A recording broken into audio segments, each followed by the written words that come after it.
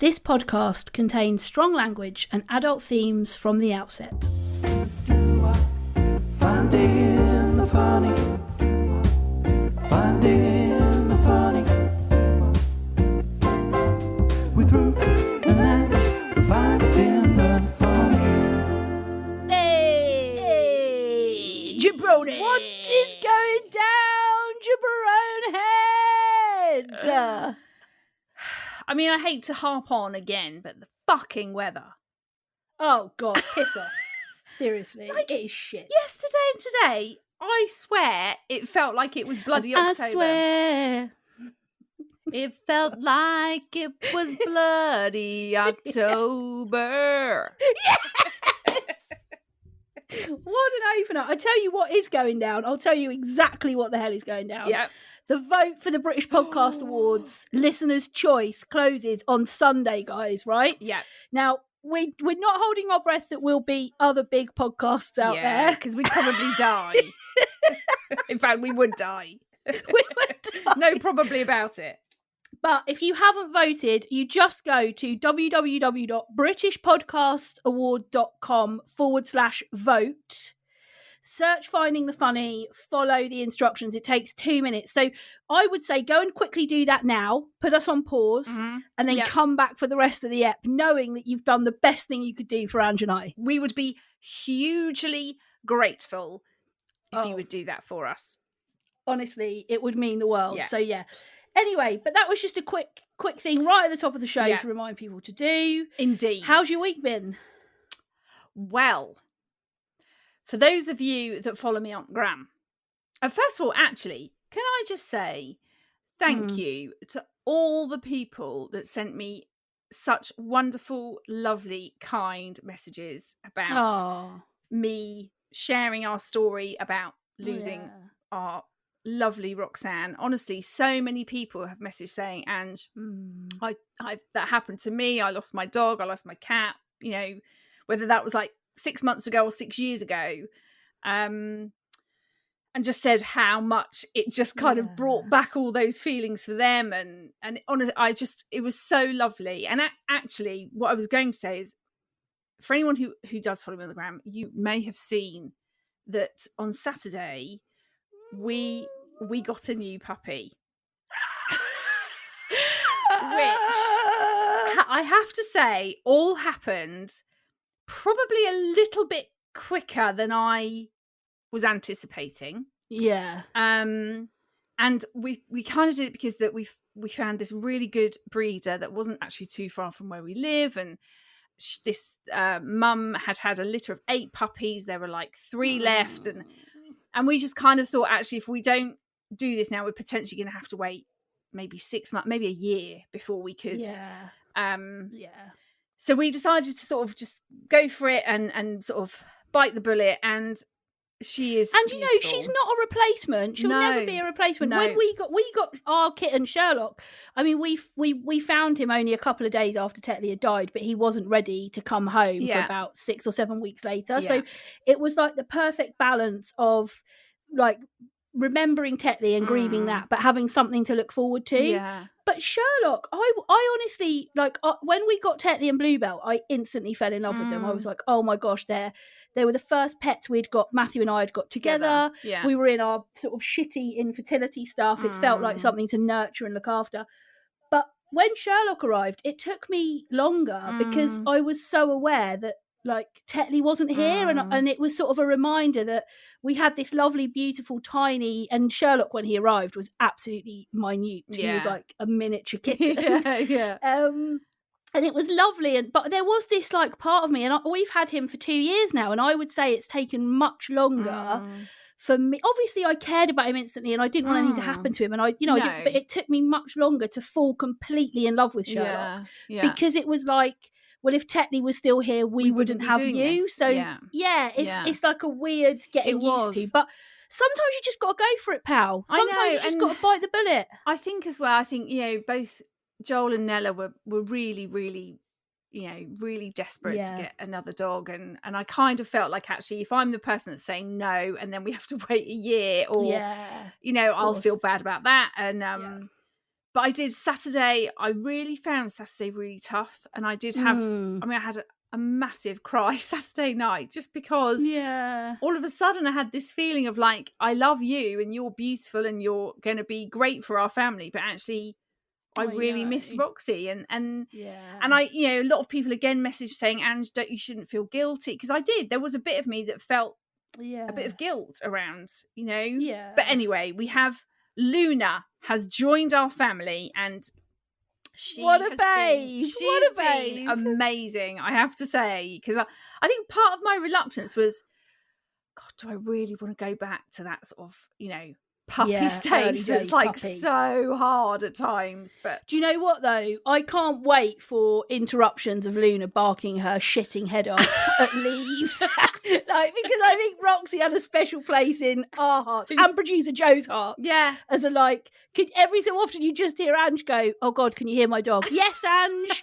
Oh, she's laughing. She's like barking at a fucking leaf or something. And then you just hear Ange going, Roxy, no, and then it'd like quieten down, and then it'd start up again. So I can't wait for Luna to become part of the podcast. I mean, at the moment, Luna's not really got a bark. It's just a. Well, we will await to hear it. Yeah. Well, no anyway, listen, Luna aside, that is the big news in the Henry household. Yes. We had some sensational dad jokes sent in, didn't we? Honestly, some absolutely cracking ones. Yeah, well done. Thank you, everybody who sent them on. So we've picked out a couple that we found. We have. What did the grape say when I stood on it? I do not know. What did the grape say when you stood on it? Nothing. It let out a little whine. Okay, we had this one in. What do you call 2 baguettes in the zoo? I don't know, Ange. What do you call 2 baguettes in the zoo? Bread in captivity. I like that one. I do like that one. I think that's a cracker. What do you do if a bird shits on your windscreen? I do not know, Patty. What do you do if a bird shits on your windscreen? Never take her out again.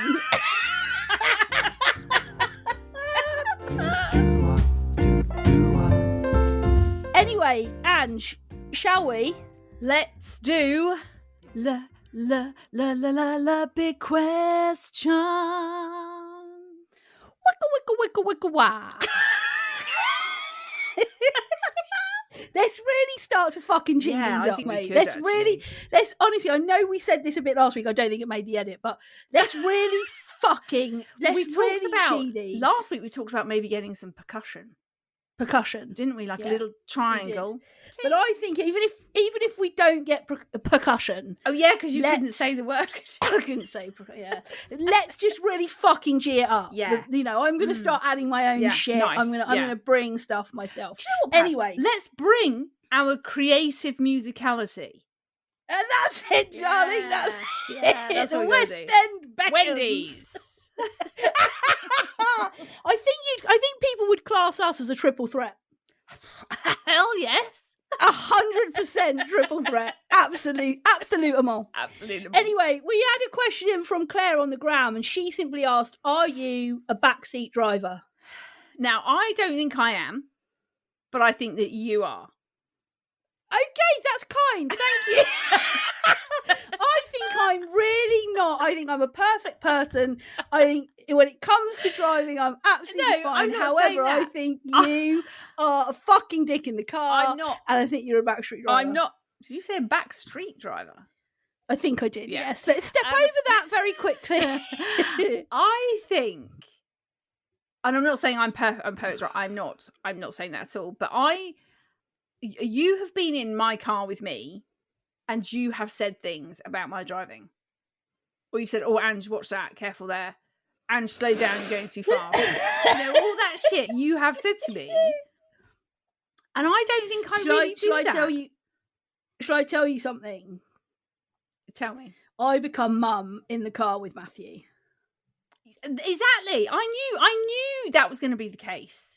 So I will often do so mum is a classic when she's in the car with dad, she'll put her foot down in the passenger seat and do a Mal. Yeah. And I do it a lot with Matthew. I know you do. But a couple of weeks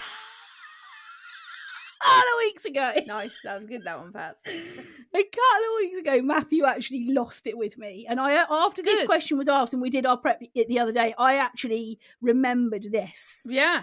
Because he... so I did a classic... Like, he slammed on his brakes and there was nothing. It was like, we thought this person was going to pull out and they didn't. No. And he was like, this really pisses me off. I only fucking did that. I only braked like that because you made that stupid noise. Exactly. I'm with Marty. So I do try my hardest now not to be like that. Yeah. But I will own it. I think I probably am. You are definitely a backstreet driver. Backstreet driver. I just said it again. Fuck's sake. A backseat driver. I'm definitely a backstreet boy. Yeah, I'm part of the Backstreet Boys. Yeah, for sure. Definitely you are. You've definitely been like that with me. Yeah. And that you are right. Margs exactly the same with Mal. Margs is exactly the same. Whereas I'm very sort of just. Well, that's because you drive like a dick anyway. Ian's a better driver than you. That's why. Excuse me. Pat, yes, he is. How many times did Ian have to take his test? 5. Well, that means nothing. How many times did I take mine? 2. That means jack all. It just means you can get through a test. Doesn't mean you're a good driver. Also, we should share how both you and James can't drive manual cars. No, I couldn't give a shit. Well, I think that just proves how much of a better driver I am. No, look, I failed my test 3 times in a manual. Right, so this actually does prove my point. Because you and James... No, it just means... Fuck off! It just means you can get through a test. It doesn't mean jack. No, I'm not talking about how many times you take your test. I'm talking about the whole being able to drive a car.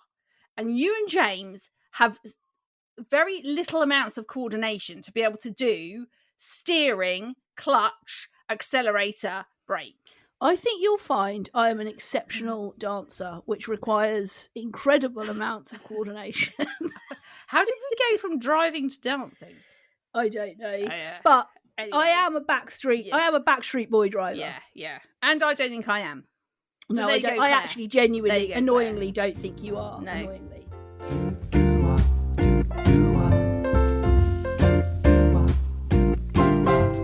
So, Ange, come on, this week, you're shitting tits. What's been happening?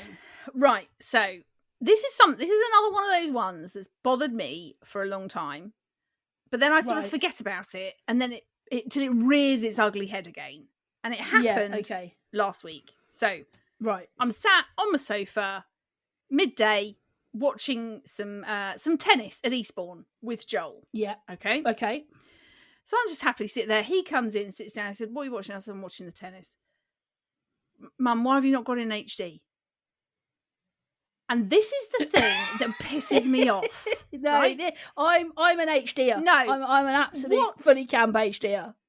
All Ian and Joel ever say, right? Yeah, that's right. They're right. Mum, just press 115. Yeah, they're right. They are right. And why wouldn't you watch it in HD? Why would you not? What's the big deal about HD? Oh my God, you are an absolute fucking heathen. And this is why we're never going to work in TV, because of shit like this. That is the first, second, and last reason, right? There's no other reason why we're not going to work in TV other than you don't understand the importance of HD. See, I thought my angle to this was going to be this predominantly blokes, which I think it probably is. I am quite blokey when it comes to tech, aren't I? I'm quite blokey when it comes to tech shit. I think as a woman, you will be in the minority. The minority. Yeah. Because you'll be in the minority. I think a lot of women will be more like me. That just, sometimes so I'm watching 101, BBC One, non-HD, right? Joel, shit, absolute shit. Joel, Mum, just press 115. I press 115. Yeah. I really do not see the difference. What? No.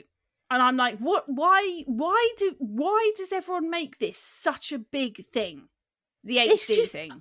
it is a much crisper, higher quality. I mean, I actually cannot stand sport that is not in HD. You hate watching sport though. No, but I like tennis and shit. But even if Matthew's got the football on and it's not in HD, I get pissed off with him. Would Marty not have it in HD?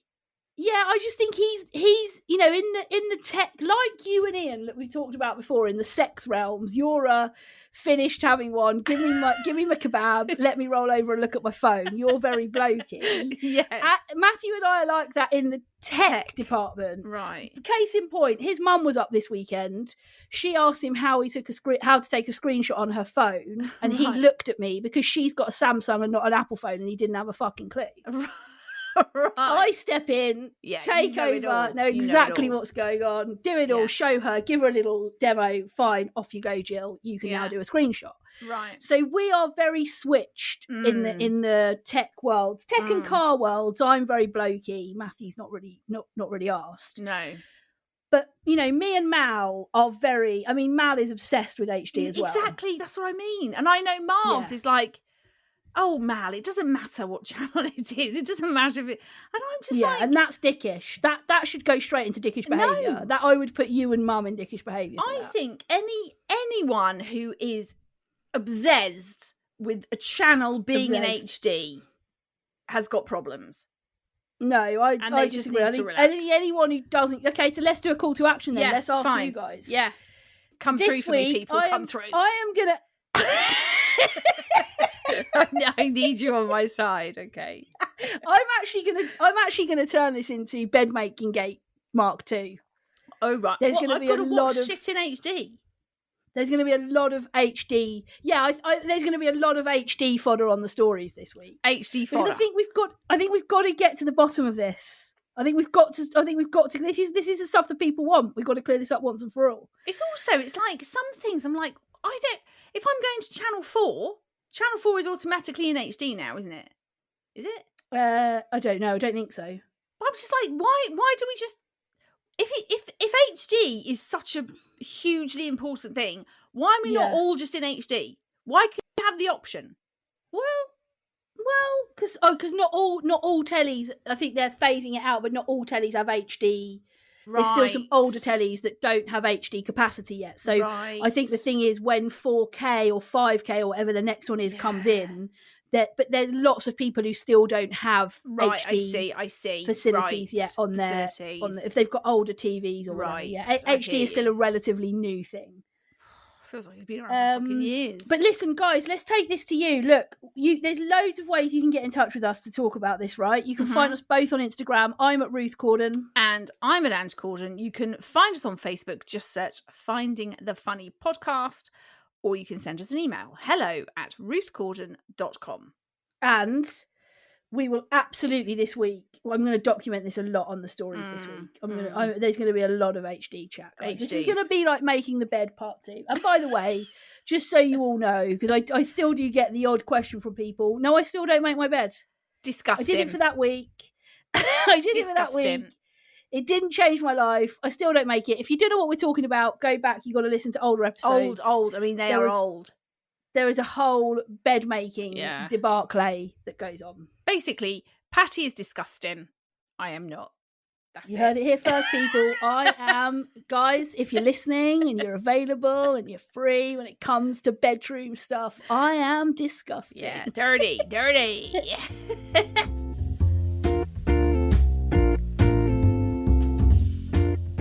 Right, so we had a dickish behaviour in from Sammy on Gram. And she says, people who put ketchup on a roast dinner. Okay, I've got a lot to say about this. Have you? I've got a particular rant about this because it's not just a roast dinner. My friend Matt, he does listen. I know he does. He is one of those people that's like, I can't eat anything without ketchup. Fuck off. Anything? Like, there's those people, aren't there, that are like, I've got to have ketchup with this. I've got to have ketchup with, if I have a roast dinner, I have ketchup. If I have toad in the hole, I have ketchup. If I have a chili con carne, I put ketchup on it. Does he? If I have a lasagna, like that, though? Is he? Yeah. Oh, no. Like, what is it with people dicking around with ketchup all the time? I think that really you should have like a ketchup anonymous. Yes. You know, yes. that is, you're bordering on some sort of addiction. Yeah. Well, but like, look, I love ketchup. Don't get me wrong. I, have it on a bacon sandwich. There's lots and lots of places I will reach for your ketchup. It's probably my favourite condiment. Right. I love it. I love it. Yeah. But there is no need to say there's a lot of things I can't eat without ketchup. Really, a lot of things. Yeah. Really, really. Like, I do think it is a bit of a. I do think it is like a bit of a addiction to some people. Do you? Yeah, I do. What do you think? It's like the sweet tanginess of it. Yeah, I think you probably got a point there. I always buy the 50% less sugar ketchup. Right. Okay. I do not, because I'm a fat bastard. Well, you should, because I have the 50% less sugar, and I'm like, shit. If this is 50% less sugar, what is it with the extra 50% in there? And I do think it is that thing of like, because of and they say it, don't they, about the fact that there is like loads of sugar in things like that. I do think it is that thing of they just need that sweet, sugary hit. Yeah. I'll tell you what, have a can of Coke with your dinner. I don't know. Have a slur or something. Have some wine. That's got sugar in. Or just if you're having a chili con carne, give yourself a dessert. Because to be honest, anyone who's putting ketchup on a roast dinner, and the reason being I need the sweet hit, that is fucking ridiculous. honestly, have a chocolate brownie. Yeah. It's not hard, guys. It's not hard. This actually really does. I can piss tell. me off. I can tell. It really annoys me. People who go down the route of I can't eat anything without ketchup. Yes, you can. Yeah. Rein it in, pack it in. It's ridiculous. It is. I mean, it doesn't irritate me as much as it's irritating you. I have to say. Can I say something? I don't think I realised until right in this moment how much it irritates me. Like, Sammy has unleashed something that I feel like she's sort of brought me into a place where I feel safe. She's allowed me to be vulnerable with your ketchup issues. Yeah. Do you know what I do though? For people, people who really do have a ketchup addiction and need to have everything, I actually do put a bit of ketchup in my spaghetti bolognese. Oh, me too. It's delicious. Yeah. So I think you could, if you're that I've got to have it. Chuck a bit in with your bolog. Chuck a bit in with your chili. Chili. Because lots of people would use tomato puree, but actually you could use your ketchup if you want a bit of your sweet hits. Ange, have you ever watched Marty eat a roast dinner? I don't think I've obviously been with him. I don't think I've necessarily watched him. Okay, so he will slather it in mustard.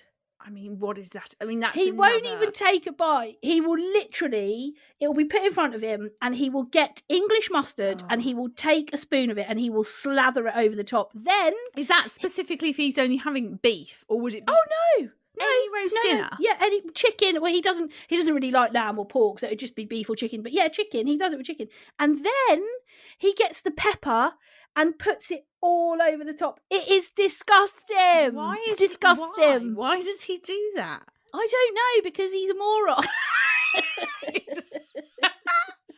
Marty is a moron.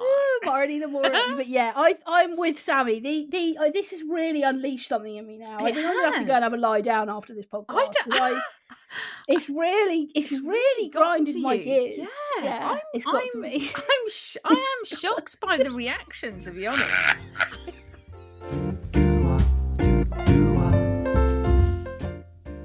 So we had this "Don't Go There" coming from a few people this week. Quite a couple of people messaged us just asking the question about how do you know when enough is enough with anything really, friendships, jobs, relationships, anything at all. So yeah, I think that's a really difficult question, isn't it? Oh my gosh! I mean, when I think it's a great question. Yeah. But I was like, oh man, I don't know if I'm going to be able to actually answer it or give any kind of helpful advice in this at all, because I think I think I am the world's worst when it comes to this stuff. Really? Yes, I do. I think Right. I don't know, I think... Do you think you should have called it a day with Ian a long time ago? I mean, probably going back 20 years. Only kidding, Ian, only kidding. Darling. We love you. But no, I think... I don't know. I know I'm really not good with change. I'm not good with things changing. And I think that sometimes is kind of not been a good thing for me, because there probably have been times where I should have put an end to something or gotten out of something. But don't you think there's a more positive spin that you can put on that? I don't know whether it's that. I think you and I are probably quite similar in this, although we're different in lots of different ways. I think with this thing we're both quite similar. I think when we feel deeply invested in something, I don't necessarily think it's about the change thing. I think when we feel deeply invested in something, whether that's a person or a job that perhaps we've committed to and we want to remain committed to, I think you and I are both kind of driven often with doing the right thing.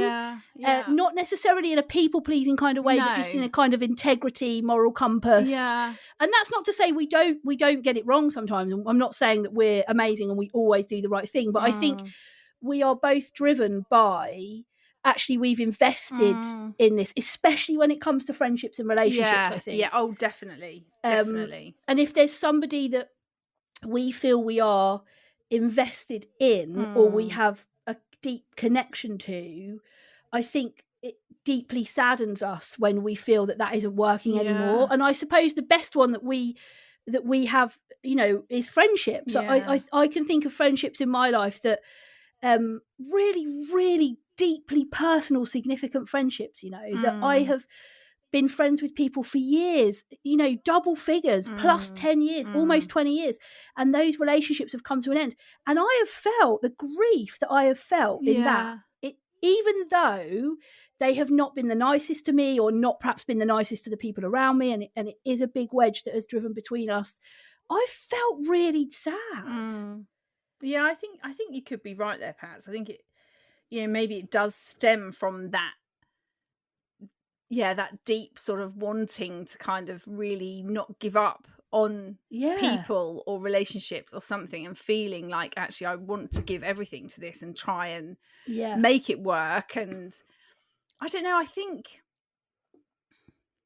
but then should you know, like the people have asked the questions, should you know, or should you be able to tell when actually this is just going to end, or you need it to end, because actually the effect it's having on you, it is too big a deal to kind of just keep trying at it. But how I don't know, I do find this sort of stuff really hard to kind of know, like, and it's that thing as well, isn't it? Like, people talk about like your gut feel, and I do think sometimes with these sort of questions about knowing when something is kind of coming to its end, whatever that might be, that trusting that sort of gut feeling, because I do think that's a really strong feeling that you have about whether something is right or wrong. And I also think it's about how much I always think of it in terms of like negative feeling or negative energy, or the way that relationship is making you feel, because I sometimes think your gut can say, you've invested so much in this, you should stick around. I think if something to me is feeling like it's drawing me to a negative place, perhaps I can't stop thinking about it when I get into bed, perhaps I've had a particularly tough day and it's been swimming around my head all day, and I think for me, I think I know when enough is enough, because I get to the stage where I say, actually, this person or this situation or this thing is encroaching on myself and my space and my interaction with others negatively, because I can't put it down, I can't leave it alone, and until I get some closure, until I say to that person, and I always think we can do it kindly and politely, and we can still be kind within that. I read a brilliant thing the other day that said, being kind doesn't mean, you never tell anybody to do one in your life, absolutely. or it's not about being a doormat, is it? But for me, I definitely know enough is enough when I get to the stage where I'm like, this thing, this job, this situation, this relationship, this friendship is drawing negative stuff from me now. It's putting me in a bad mind frame, and actually I'm not prepared to let anybody else do that. And although sometimes my gut might say, oh, but just another couple of months, just another couple of weeks, like you could push through this, there could be a breakthrough. I don't want to have relationships with people in my life that bring me back to a negative place. I only want positivity for myself. So I think as well, do you think, like, I'm going to be a little bit vulnerable here. Yes, right? do it. And I'm not very good at this shit. No, don't. But I'm trying to be better at it. But I had a particularly bad day on Friday, just to do with mainly work. But then there was sort of, and I think it was that classic work had been I had a shitty week last week, and Friday was like this kind of the climax to the week. And it was awful. And I just had a really bad day. And then on top of that, kind of, I suppose I've got less patience, and then Ian and I kind of got a bit shitty and annoyed with me, partly maybe right, but a little bit wrong, I think, in my opinion. And I ended up like absolutely like losing it, like big. And I don't generally, that doesn't happen very often. It takes a lot to get me to that point. And I literally, that was it. I was like, I've just fucking had enough of this. I'm just done with this shit. I was going to have a shower, went in the bath, slammed the bathroom door. And I just like stood in the shower on my own for like, this sort of 10, 15 minutes, just trying to just sort of calm myself down and get a bit of like composure, I suppose, of myself. Anyway, got out the shower, went into my room, and Ian and Nella had gone off to go and get us something to eat because it was like, 6:30, hadn't even thought about food or anything. Anyway, my daughter Nella, so she'll be 15 in a couple of weeks. She sent me a text from the car. She said, Mum, I love you. We all love you. And I could tell she was, because I think that doesn't happen very often. When it does, it absolutely like floors her. She's like, oh God, I don't know how to handle this. So she sent me this text saying, Mum, we love you, and you just have to ask for help if you. And I know that's one of my worst things. I don't ask for help. I'm terrible at that. And she said, you just have to ask for help. We'll always help you. And I said back to her, this is all via text. I said, the thing is, Nella, some things you can't help me with. Like these things that happen in my life, whether it's to do with work, or you can't help me with that. That's stuff I have to deal with myself. And her response, right, at 15, she said to me, well, Mum, maybe you need to go and have some therapy about that. And do you know what? It was like, just the wisdom of her in that moment to give me that advice. And I've talked about this a lot with you over a long time. I am one of those people that's never had any form of therapy or counselling or anything. And I think I'm probably getting to a point where actually I need to do that. Because I know that a lot of my reaction on Friday was just me not handling some stuff particularly well. And I am that person that just keeps taking on more and more and more, and then I get to a breaking point. And I just, coming back to sort of this question, I wonder if, like, when these moments come in your life, whether it's a friendship, relationship, job, and you don't necessarily have to have, counselling or therapy as such where you have to go and, pay for it, although I think that probably would be a good route. But maybe it's about being able to talk to somebody that you trust about it and because I do think that verbalizing that stuff is probably key, because if it all just goes on in your own head and you're trying to figure out, should I just get out of this relationship? Should I get out of this job? Should I end this friendship, or whatever it might be? I just think it's just not a healthy space to be in. And I wonder if in situations like this, it is a matter of saying, there is an issue here, and I'm trying to figure out what the best thing is to do. And actually, if I can talk to somebody else about it and get a bit of clarity in my own head, that might help me to make the decision.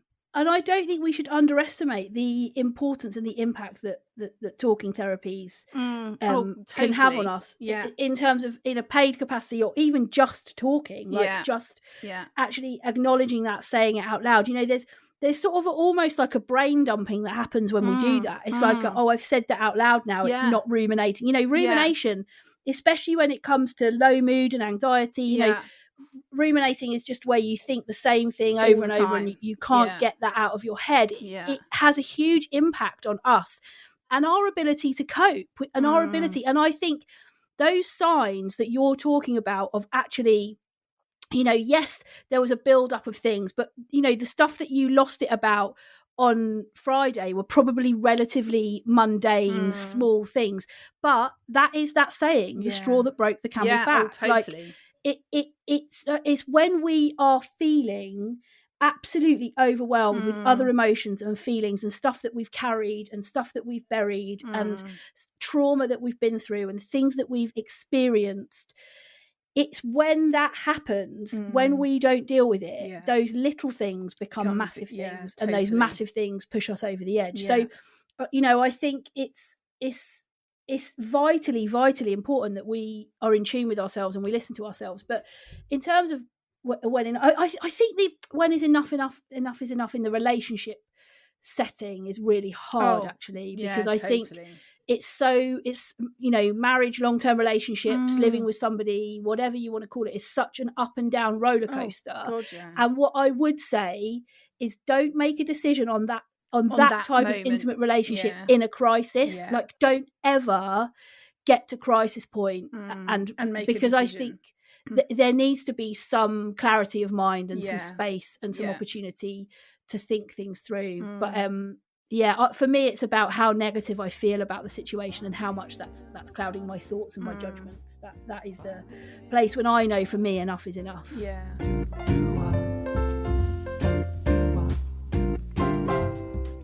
Anyway, look, we have hurtled towards the end of another episode. We have. We hope you've enjoyed it. Remember, you can vote for us at the British Podcast Awards. www.britishpodcastawards.com/vote. Search Finding the Funny, follow the instructions. It's really simple. You can find us both on Instagram. I'm at Ruth Corden. And I'm at Ange Corden. You can find us on Facebook. Just search Finding the Funny Podcast. Or you can send us an email, hello@ruthcorden.com. But we'll be back next week helping you to find more of the funny.